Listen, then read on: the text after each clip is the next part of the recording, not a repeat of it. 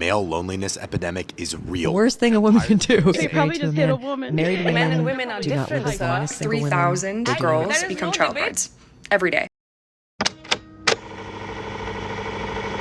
The international dating pool is at its all-time low. Women all over the world are protesting and advocating for more promising routes in life, as they say, being child-free, single, and pursuing top universities. With 40.1% of women aged older than 25 in the US holding a bachelor's degree, surpassing the 37.1% of men, emphasis on 2024. Now, this controversy gained public attention with a very striking counter-protest and call for help, the male loneliness epidemic. So you, as my very neutral viewer, may ask, how come that the male population is suffering from a worldwide loneliness, going as far as making the densely populated nation of South Korea proclaim its extreme decline in population, while women are celebrating a male-free, stress-free, and responsibility-free path in their life? Is it the fact that women are getting too independent and too self-centered and men are the victim of this generation? Is it because we give them rights to stand up for themselves and offer them a better and healthier perspective in life? Or is it the fact that a majority of men's first reaction to rejection is SA and murder? No, of course not. The answer is quite simple. We've never had a white-only sperm bank.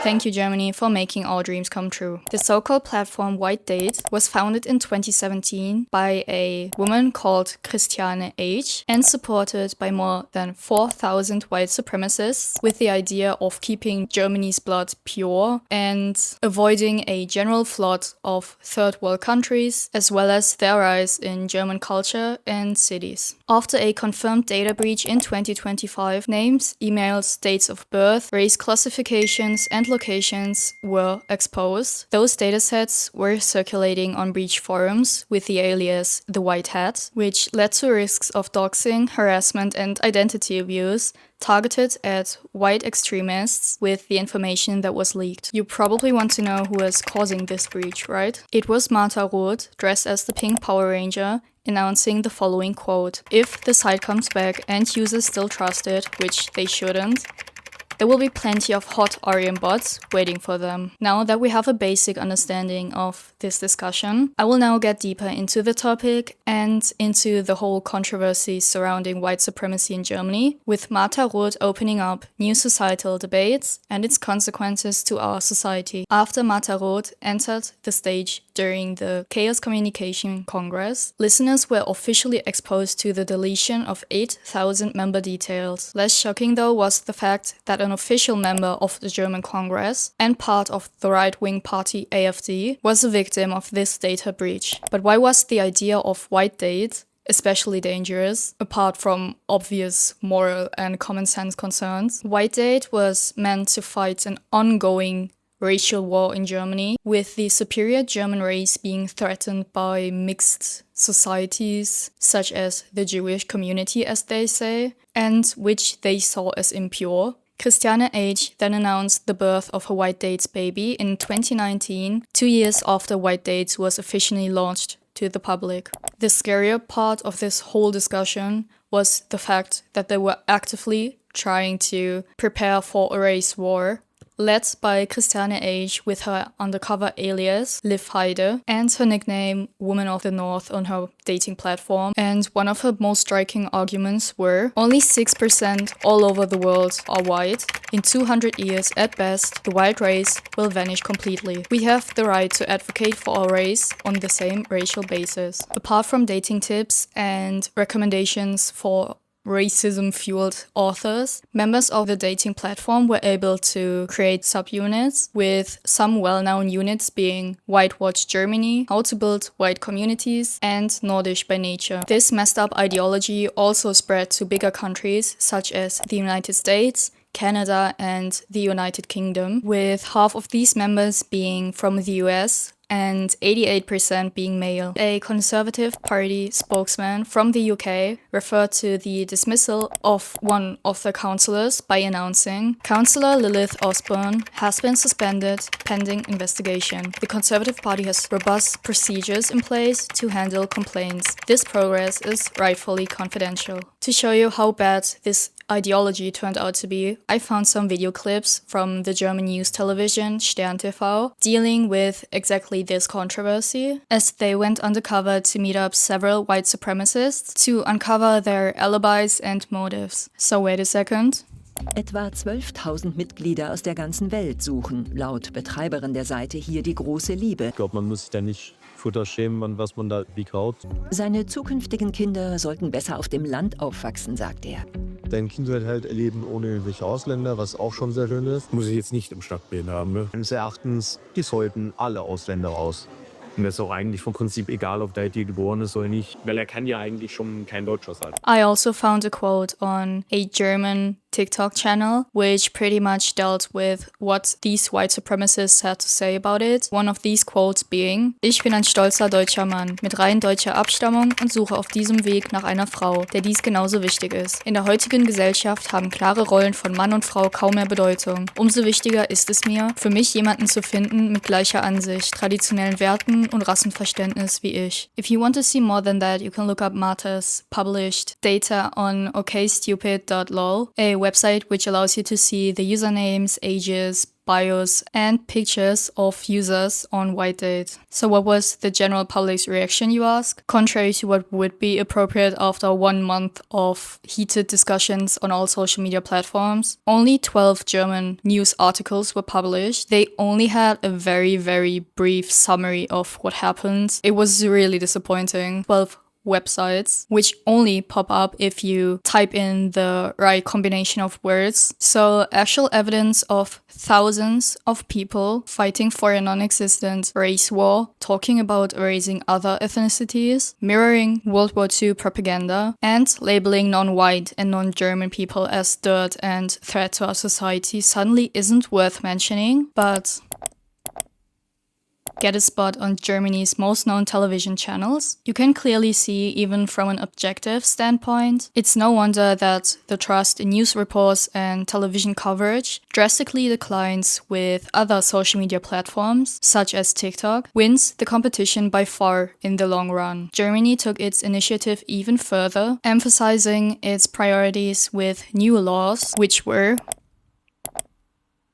So I'm pretty much asking again, when is the risk of actual harm and threat worth a news report on national television? Let's look into international statistics, reports, and posts on the internet, especially circulating on platforms such as Reddit, Instagram, and TikTok, to show you how severe this issue actually is, not only on women and minorities, but also on the general public's belief of a true and desired community, and how their mindset shifts with wrong information fed by media and news reports. If you hear the word feminism, you probably have a very distinct idea and concept, especially if you've been on social media for a pretty long time. Contrary to its original meaning, it's often taken out of context and ends up with a very negative nuance. Women aren't actually fighting for a united society with same privileges and same rights, but for a radical shift towards misandry with the idea of a divided society. This propaganda is widely spread in the heads of those who then destroy the important cause of this movement, resulting in giving extremist creators a voice, which then shapes the entire meaning of the word. Now, feminism is labeled as the anti-man campaign with a personal war against the male gender. But what exactly is feminism then? I found a very good summary, which I'm going to read to you, so you have a better understanding of the word and its heritage. Feminism is a movement that seeks equality for people of any gender. It is founded on the belief that people should be able to pursue any opportunity and demonstrate any characteristic regardless of gender,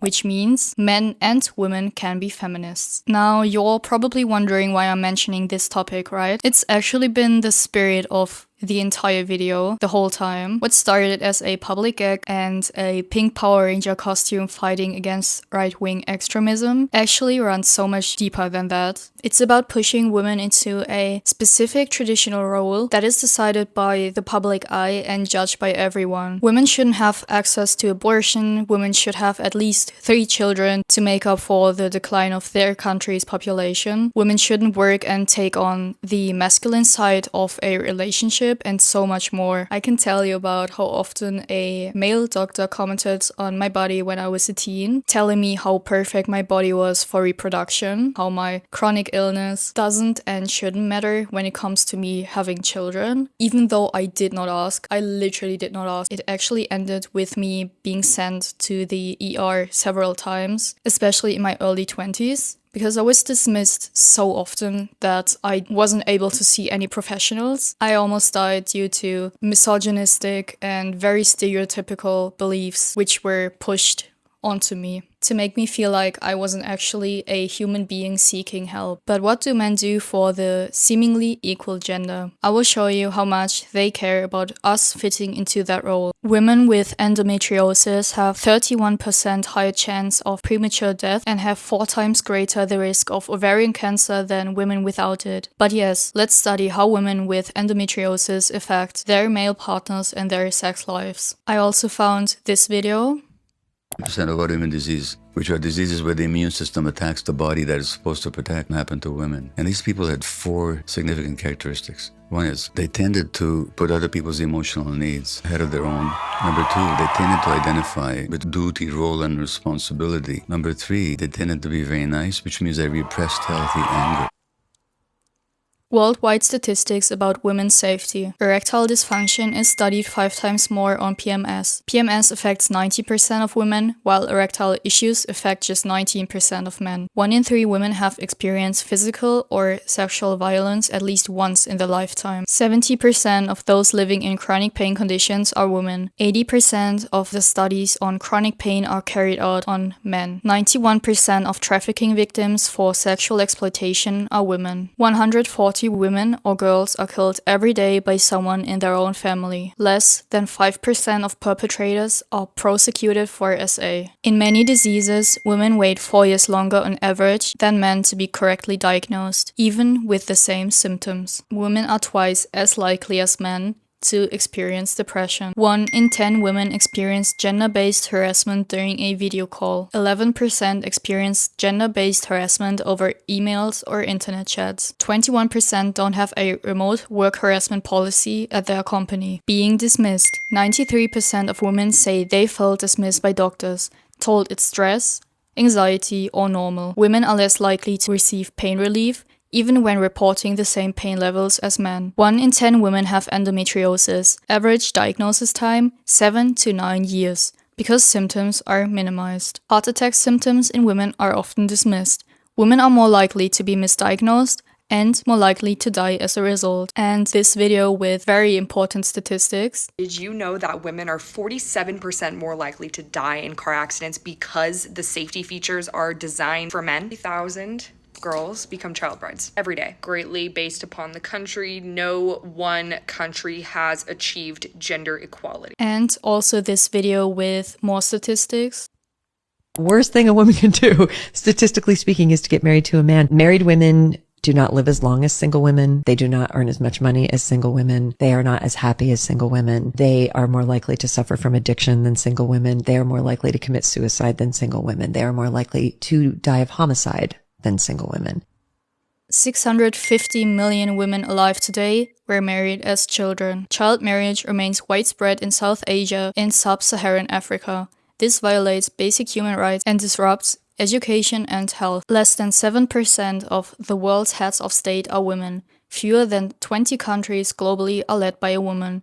Women make up 70% of healthcare workers, but only 25% of leaders. They are the backbone of healthcare, but rarely the decision makers. 1 in 3 women experience physical or sexual violence. Many face it at the hands of a partner. In conflict zones, sexual violence is often used as a weapon. Those men aren't actually scared about a racial war or the uprising of different religions and cultures. They are scared of realizing that women actually started fighting for themselves and that these midwife traditions are solely benefiting off of abusing, oppressing, and controlling women that are clearly surpassing the male gender in any way there is. The concept of mixed religions and cultures in Germany did not start in 2016 when borders were opened and immigrants from weaker economies started seeking help. It started decades before that when Germany depended on workers from different countries for the sake of rebuilding a new Germany. Now that Christianity lost its meaning and control and women gained the well-deserved right to vote and seek education, and mixed cultures and ethnicities opened new forms of societal freedom and debates, men are aching for traditions that made them feel superior in a very delusional sense. Traditions that were built on making women feel like their sole existence was built on creating new life while stealing their identity, and technological and mathematical inventions, which were then called man-made. Black women are finally able to steal the light and show how intelligent and talented they are, leading examples being that most modern inventions and a majority of medical sciences in the late 18th and 1900s are leading back to them. Just because their credit was stolen from them doesn't actually mean that women of any color were inferior to begin with, because religion alone won't change a country and turn its values upside down, as religion will always benefit the male population, no matter the religious beliefs, if those are controlled and manipulated the right way. Women are slowly gaining awareness of their role in society, which is to create in any way possible. This is the reason why men are so scared about losing control and their so-called culture. Women will finally have the chance to turn the tables around. That is, after hundreds of years of emotional abuse and extreme violence. Thank you for watching my video, as it means a lot to me, and I wanted to share my thoughts and my opinion as someone who grew up and was raised in Germany. And yeah, thank you for watching and see you in my next video.